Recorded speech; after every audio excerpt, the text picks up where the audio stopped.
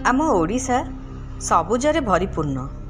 आम ओडिशारे बहुत सुंदर और भयानक डैम मध्य अछि। तेबे आसंतु जानिबा केतेक डैम विषय रे।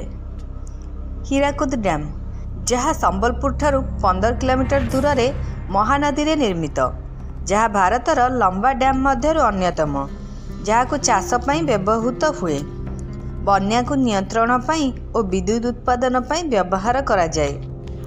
रेंगाली डैम जहाँ अनुगुल जिले में अवस्थित, यह डैम टी एक सुंदर पर्यटन स्थल रूपे लोकप्रिय।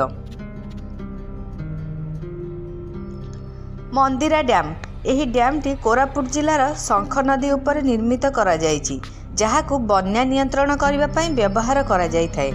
एहा छड़ा ओडिशा रे अनेक छोट बड़ डैम मध्य रहिछि। खोर्धार Deras dam, Hadagarh dam, Godahad dam जोंठारे कुंभीर मध्य देखा जाती, केन्दुझर कंझिरी डैम, सर्फगढ़ डैम जोंठी चिल्ड्रेन पार्क मध्य अछि, Indravati dam, Kolab dam, Pitamahal dam, Gohira dam, Sapua project dam इत्यादि डैम मध्य रही।